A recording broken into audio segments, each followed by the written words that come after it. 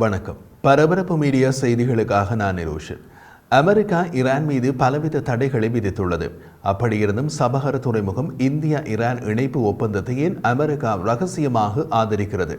காரணம், அது அந்த பிராந்தியத்தில் சீனாவின் செல்வாக்கு உயர்வதை சமநிலைப்படுத்திவிடக்கூடியது. அது எப்படி என்பதை இந்த காணொலியில் பார்க்கலாம்.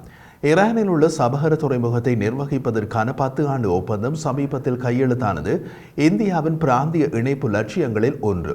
ஈரானின் தென்கிழக்கு கடற்கரையான மேக்ரானில் அமைந்துள்ள சபஹார் துறைமுகம் ஈரான் மற்றும் மத்திய ஆசியாவுடனான வர்த்தகத்திற்கான முக்கிய வழித்தடமாக இந்தியாவுக்கு பெரும் மூலோபாய முக்கியத்துவம் வாய்ந்தது.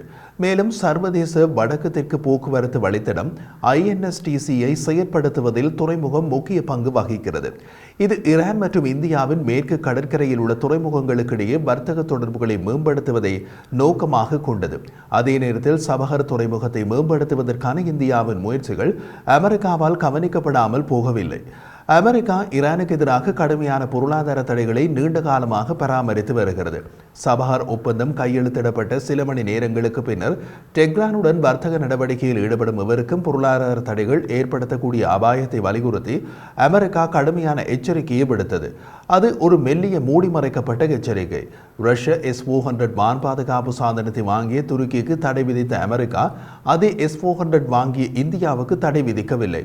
அதற்கு மிக எளிமையான காரணம், இந்தியாவின் S-400 சீனாவுக்கு எதிராக நிலைநிறுத்தப்படும். இதுவும் கிட்டத்தட்ட அப்படி ஒரு விளையாட்டுத்தான். அமெரிக்காவின் முதல் எதிரி சீனா. ஈரான் 4வது இடத்தில் உள்ளது. அதுவும் அதிதீவிர எதிரி கிடையாது. அது ஜோ பைடன் நிர்வாகத்தின் வரிசை. டொனால்ட் ட்ரம்ப் மீண்டும் ஜனாதிபதியானால் இந்த வரிசை மாறி ஈரான் 2வது இடத்துக்கு போய்விடும். சபஹர் துறைமுக திட்டம் ஒரு பொருளாதார வாய்ப்பை மட்டும் பிரதிநிதித்துவப்படுத்தாமல் வர்த்தக வழிகளை பல்வகைப்படுத்துவதற்கும் இந்தியாவுக்கு உதவும்.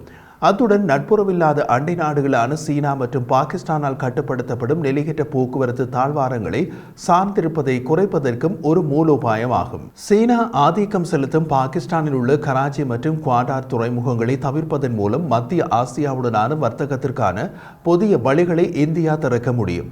அதன் பொருளாதார மற்றும் புவிசார் அரசியல் செல்வாக்கை மேம்படுத்துகிறது. $370 மில்லியன் மதிப்புள்ள 10 ஆண்டு ஒப்பந்தத்தில் கையெழுத்திட்டது யுரேசிய பொருளாதார ஒன்றியத்தின் நாடுகளுடன் இந்தியாவை இணைக்கும் ஒரு முக்கிய வர்த்தக துறைமுகத்தின் முக்கியத்துவத்தை அதிகரிக்கும். இந்திய அரசாங்கம் ஈரானுக்கு $250 மில்லியன் கூடுதல் கடன் சாளரத்தை நீட்டிப்பதன் மூலம் துறைமுகத்தில் முக்கிய உள்கட்டமைப்பு மேம்பாடு மற்றும் திறன் மேம்பாட்டிற்கான மேடை அமைக்கப்பட்டுள்ளது. 2018ஆம் ஆண்டில் இறுதியில் செயல்பட தொடங்கியதிலிருந்து சபஹர் துறைமுகத்தை பொருளாதார நடவடிக்கைகளின் பரபரப்பான மையமாக மாற்றுவதில் IPGL குறிப்பிடத்தக்க முன்னேற்றங்களை செய்துள்ளது. துறைமுகம் 90,000 TEUக்களுக்கு மேல் கொள்கலன் போக்குவரத்தை கையாண்டுள்ளது மற்றும் மொத்த பொது சரக்கு 8.4 மில்லியன் டன்களுக்கு மேல் உள்ளது. மிக முக்கியமாக இந்தியாவிலிருந்து ஆப்கானிஸ்தானுக்கு 2.5 மில்லியன் டன் கோதுமை மற்றும் 2,000 டன் பருப்பு வகைகள் உட்பட அத்தியாவசிய பொருட்களின் ஏற்றுமதியை எளிதாக்குவதில் சபஹர் துறைமுகம் முக்கிய பங்காற்றி உள்ளது.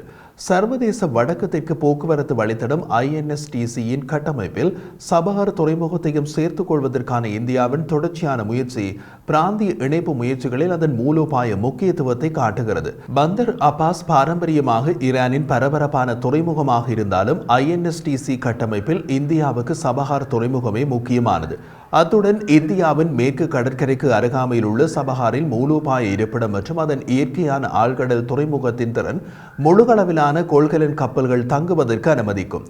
இந்தியாவின் கணிசமான முதலீடுகள் 2016ஆம் ஆண்டிலிருந்து சுமார் $500 மில்லியன் சபஹர் துறைமுகத்தை, குறிப்பாக ஷாகித் பெஹெஷ்டி துறைமுகத்தை மேம்படுத்துவதற்கு செலவு செய்யப்பட்டது.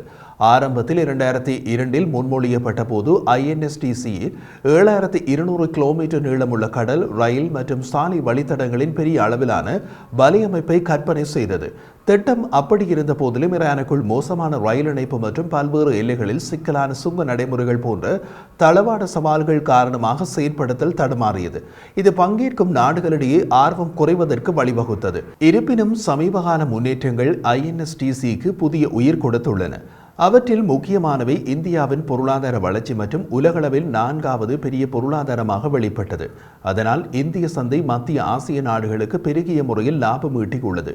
G20இல் இந்தியா, மத்திய கிழக்கு ஐரோப்பா பொருளாதார தாழ்வாரம் IMEC போன்ற முன்முயற்சிகள் மூலம் இந்திய அரசாங்கத்தில் சமீபத்தில் வர்த்தக வழிகளை பல்வகைப்படுத்த முயற்சித்தது. அதே நேரத்தில் மத்திய கிழக்கில் மீண்டும் எழும் மோதல்கள், குறிப்பாக ஹமாஸ் இஸ்ரேல் மோதல் IMECயின் வாய்ப்புகள் மீது ஒரு நிழலை ஏற்படுத்தியுள்ளது.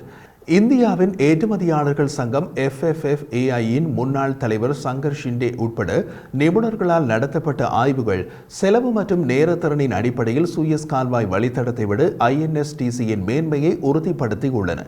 ஈரானுக்கு எதிராக அமெரிக்க தடைகளால் சவால்கள் இருந்த போதிலும் INSTC 2018-2019 முதல் செயல்பட்டு வருகிறது. இது புவிசார் அரசியல் தலைகளாக இருந்தாலும் சிறிய ஏற்றுமதிகளை எளிதாக்குகிறது. INSTC இந்தியாவின் வர்த்தக பாதுகாப்பை வலுப்படுத்துவது மட்டுமல்லாமல் பிராந்தியத்தில் சீன மேலாதிக்கத்துக்கு எதிராக ஒரு அரணாகவும் செயற்படுகிறது. இது சபஹார் துறைமுகத்தில் சீன நுழைவு வாய்ப்புக்கு ஒரு மூலோபாய சவாலாக உள்ளது. காரணம், சீனாவும் ஈரானுடன் பல பில்லியன் டாலர் இருதரப்பு ஒப்பந்தங்களை பல மட்டங்களில் செய்துள்ளது. இது இந்தியாவின் நலன்களை குறைமதிப்புக்கு உட்படுத்தும் மற்றும் பிராந்தியத்தில் சீன செல்வாக்கை உறுதிப்படுத்துகிறது. சபஹார் துறைமுகம் மற்றும் குவாதார் துறைமுகம் ஆரம்பத்தில் சீன பாகிஸ்தான் பொருளாதார வழித்தடம் CPECயின் அசல் திட்டத்தின் ஒரு பகுதியாக இருந்தது என்பதை கவனத்தில் கொள்ள வேண்டும்.